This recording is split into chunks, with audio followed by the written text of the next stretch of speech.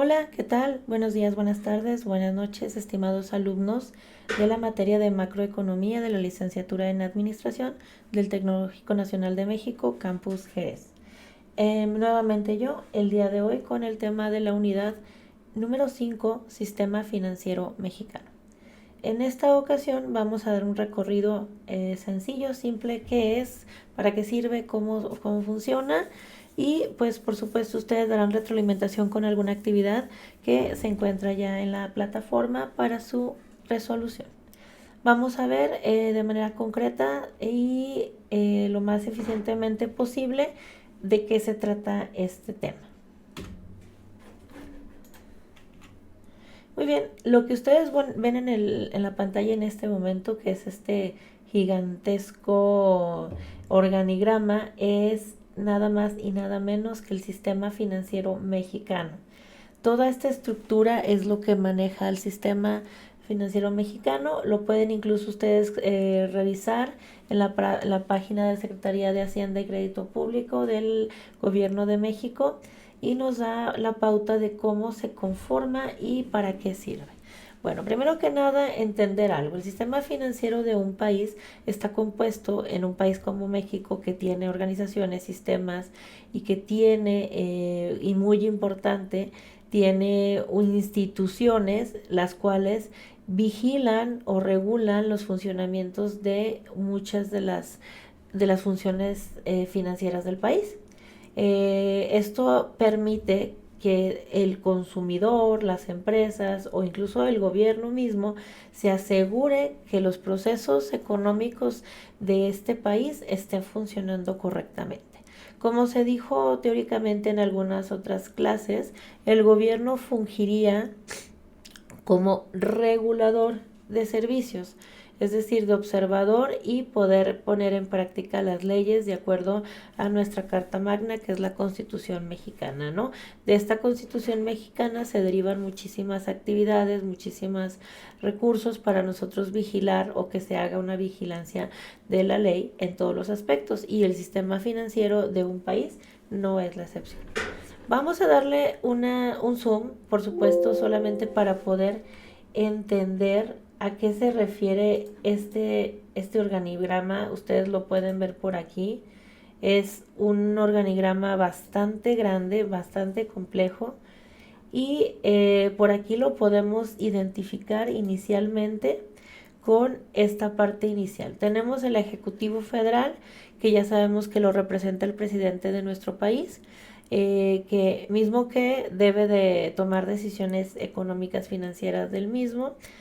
Y sin embargo, este poder ejecutivo, por supuesto, como ya sabemos, está vigilado por la parte de los jueces, es decir, la parte judicial y también la parte de legislaciones, ¿no? Los senadores, los diputados, etcétera. Estas tres fuerzas hacen que el país pues prospere o no en caso de tomar malas decisiones. Como ustedes observan, el Ejecutivo Federal está en la cabeza, la parte de abajo es la Secretaría de Hacienda y Crédito Público, la Subsecretaría por supuesto, y de manera aislada de este lado, bueno, vamos a ver primero cómo está, tenemos una instancia que se llama Instituto de Protección del Ahorro Bancario y la Comisión Nacional para Protección de Defensa de los Usuarios de Servicios Financieros, ¿sí? Que es la Conducef. Esta nos ayuda a que todas las personas que utilicen algún tipo de instrumento financiero o bancario pues sean protegidos y sea regulado, ¿no? Que los bancos estén regulados dentro de este esquema. Muy bien. Y observen de este lado. Tenemos el Banco de México. Ustedes observen que es un organismo autónomo. El Ejecutivo no puede hacer uso del Banco de México. Es decir, se pueden hacer leyes, se pueden hacer algún tipo de gestiones, pero el Banco de México es una institución totalmente autónoma.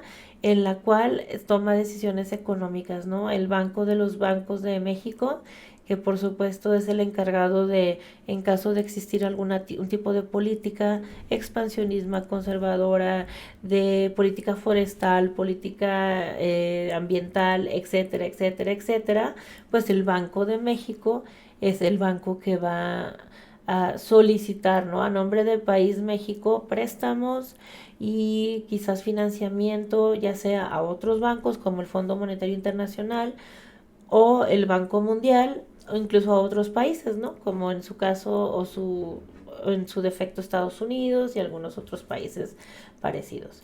Muy bien, observamos igual, en la parte de abajo del Banco de México están los fondos y fideicomisos públicos, es decir, todos los fondeos que existen dentro del Banco de México, es decir, aquellas políticas que ya predeterminan el gobierno estatal, federal o municipal, dependiendo de todo el plan de desarrollo anual que se proyecta, tiene que pasar primero por Banco de México, ¿no? Vamos a dar un fondo para las ayudas de terremotos, de desastres naturales.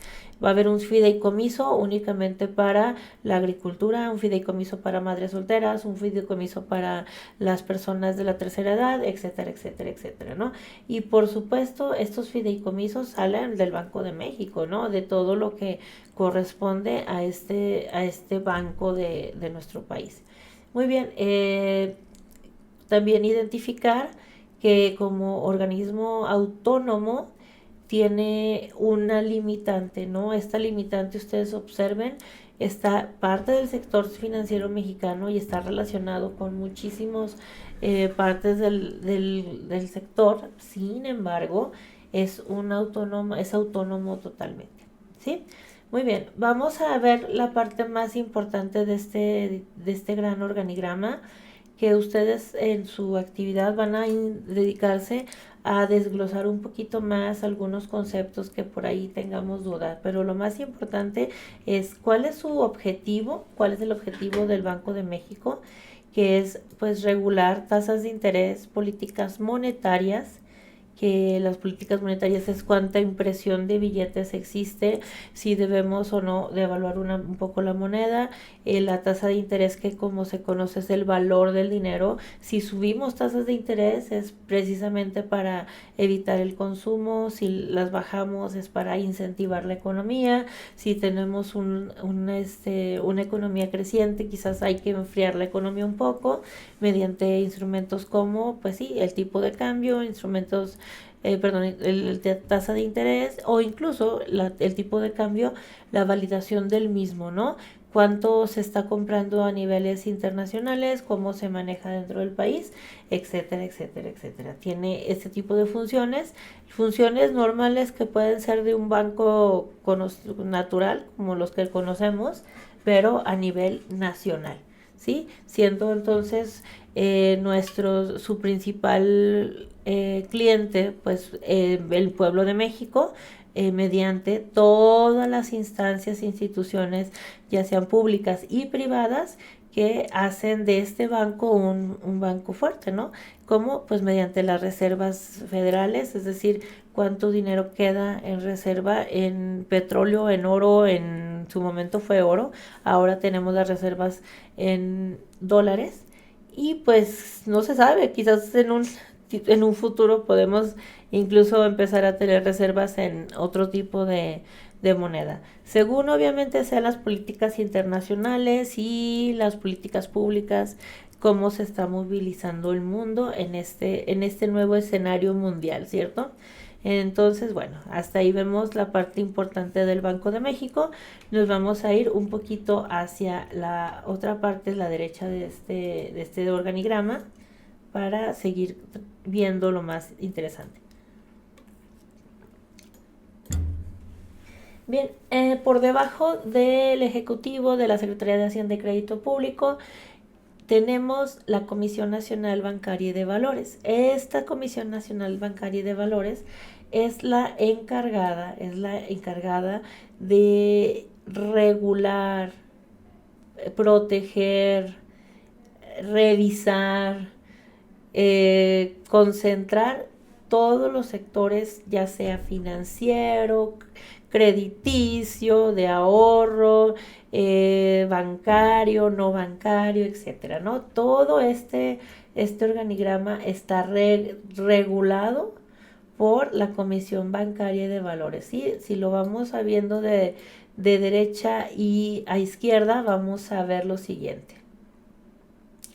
En la parte extrema izquierda podemos ver nuevamente que están regulados los fondos sin fideicomisos públicos, como ya hablamos del Banco de México, y tenemos en la parte segunda el sector bancario, ¿no?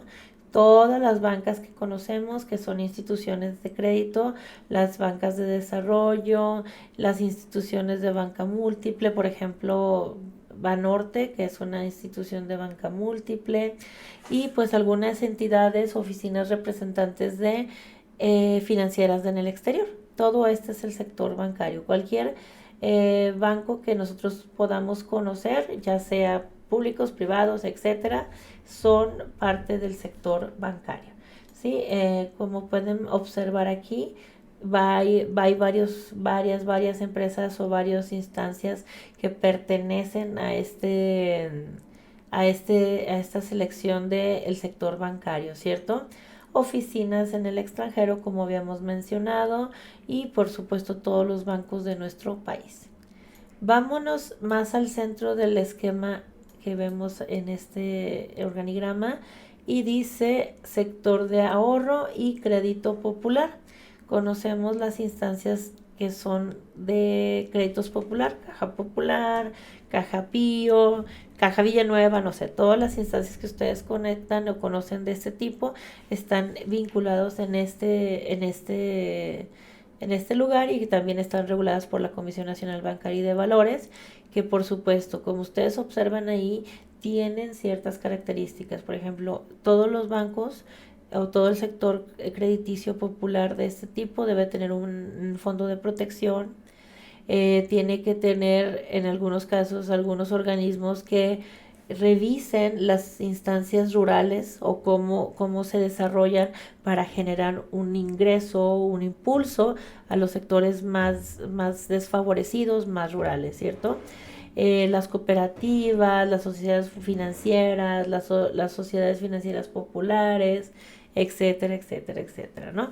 Y dentro de eso también tenemos algunas federaciones y confederaciones que integran el seguro de crédito y popular. Podemos pensar la Confederación de Agricultores, puede ser alguna, la Confederación Minera, esa es otra, que también tienen dentro incluso de sus empresas algún tipo de crédito, algún tipo de manejo de ahorro, de interés, de darles a los empleados algún tipo de beneficio interno. Entonces todo eso tiene que estar regulado bajo la Comisión Nacional de Banca y de Valores. Vámonos un poco más a la derecha y empezamos a ver por ahí sector intermediarios financieros no bancarios. Organizaciones y actividades auxiliares de crédito, organizaciones auxiliares del crédito y almacenes de depósito, casas de cambio, uniones de crédito, sociedades mercantiles, sociedades financieras, todo lo que nosotros conozcamos que no va directamente al banco, pero tiene que ver con crédito, tiene que ver con depósitos, tiene que ver con garantías, tiene que ver con casas de cambio, tiene que ver con la movilización de recursos financieros dentro del país y ligado, por supuesto, a la parte legal del país, tiene que estar aquí, ¿cierto? Entonces una casa de cambio oficial tiene que estar inscrita bajo estas organizaciones para poder funcionar legalmente. ¿Sí? Estos permisos de funcionamiento que vemos en muchos lugares, sobre todo donde se maneja dinero, tienen que tener un permiso especial especificado por la instancia y también firmada por Comisión Nacional de Banca y de Valores. Muy bien, vamos a continuar. Un poquito más a la derecha tenemos el sector bursátil Y bueno, el sector bursátil ya entra en la parte de inversión, ¿no? Desde los fondos de inversión, la bolsa de valores, algunas instituciones de depósito de valores, garantías, asesores de inversión, sociedades que administran inversiones en empresas, en particulares, en individuos, casas de bolsa, todas las casas que están haciendo algún tipo de inversión en la caja, en la bolsa de valores, están inscritos en el sector bursátil, también tienen que estar regulados por el sector bancario de valores para evitar fraudes, evitar malos comportamientos o malas prácticas, ¿sí? Dentro del sistema financiero, obviamente con el fin de la protección tanto del usuario como del oferente de los servicios financieros. Esto es parte de una protección legal que se establece en la ley de acuerdo a la parte de Secretaría de Hacienda y Crédito Público, donde tienes todo un reglamento y un lineamiento de funcionamiento de todos los derivados financieros que existen en nuestro país. Bien, pasamos un poco más a la derecha y tenemos el sector de derivados, bolsas de contratos de derivados, camada de compensación, formadores de mercado, operadores del mercado de contratos derivados. ¿Qué es el derivados? Pues los derivados de lo que se reconoce como petróleo, como hidrocarburos, etcétera, ¿no? Todo este sector también tiene que estar regulado por la parte de la Comisión Nacional de Banca y de Valores, porque como ustedes saben, el petróleo es parte de digamos, un producto mexicano que es de los mexicanos, está privatizado en el sector de extracción. Entonces, este sector extractivo tiene que estar regulado por la Secretaría de Hacienda y Crédito Público a través de la Comisión Nacional de Banca y de Valores. Vamos a continuar. Finalmente, en esta larga línea de instancias e instituciones que tenemos, vamos a presentar dos pequeñas partes. Una es la Comisión Nacional del Sistema de Ahorro para el Retiro, o CONSAR, en donde están todas las AFORES ingresas, ¿no? Y las CIEFORES y algunas empresas que tienen bases de datos de este rubro, en donde cuidan la parte de jubilación o de retiro de muchísimas personas. Recordemos que las AFORES nacen bajo la necesidad de buscar una forma de retiro seguro para los mexicanos, porque en su momento el Seguro Social mexicano era quien pensionaba a estas personas que ya habían pasado su etapa productiva, 65 años hasta la ley del 1997. Y esta situación fue compleja debido a que por el exceso de población, es decir, este fondo de botella que se elaboró, que se empezó a formar, en donde pues en el pasado nosotros teníamos a lo mejor 10 tíos, 20 tíos, y estos 20 tíos eran la base de la economía para sustentar a sus padres, que en este caso eran dos personas trabajadoras. Conforme van pasando las generaciones, las personas ya no tenemos 10 hijos cada uno, tenemos 2 hijos, tenemos un hijo, no tenemos hijos, y esta botella se va haciendo más pequeña, ¿no? Estas personas trabajadoras, el día de hoy, somos menos personas trabajando que las personas que en su momento deben de estar jubiladas. Por lo tanto, no iba a ser factible, no se podría haber tenido los fondos suficientes para jubilar a todas estas personas que en su momento fueron productivas y que en un momento dado llegan a la vejez y no tienen la capacidad ni física, quizás en algunos casos intelectual, para poder proveendo para sí mismos, ¿no? Y es por eso que se presenta este sistema de retiro bajo el contexto y bajo la información que las personas no ahorramos por nuestra propia voluntad. Si no se nos obliga a ahorrar, nosotros no vamos a ahorrar. ¿Y qué va a pasar en el final del tiempo? que seremos una carga para el Estado. Y como el Estado está obligado a darnos los derechos que están constitucionales en nuestro acta de derechos y obligaciones como mexicano, pues ellos tendrán que sustentar el trabajo que no, o el ahorro que nosotros no tuvimos, o y de cierta manera el dinero que necesitamos para vivir cuando ya no seamos productivos, ¿sale? Entonces también deben de estar reguladas por la Comisión Nacional de Banca y de Valores, por la Secretaría de Hacienda y Crédito Público, para la protección de ambos lados, tanto digamos, el aforado y el afore. Que aquí pues ya se presentan algunas inseguridades por parte de la población, en donde dice, sí, mis afores, mi dinero se está utilizando en proyectos quizás que de construcción de carreteras o de apoyos a las personas de la tercera edad, etcétera, etcétera. Ese dinero se está gastando. ¿Cuánto nos va a quedar en el futuro? Bueno, si la ley es correcta, nuestros afores están seguros porque se supone que están respaldados por estas instancias y estas instituciones que evitan que el cliente, en este caso el aforado, pierda su dinero de ahorro y de pensión para el futuro. Y bueno, para finalizar, tenemos este último sector que se llama sector de seguros y fianzas, y pues entran todas aquellas partes que conocen ustedes como los seguros de vida, de accidentes, de daños materiales, seguros de instituciones de seguro de vida, instituciones de a lo mejor de fianzas, de aseguradoras, etcétera, ¿no? Todas estas, este sector está inmerso en esto.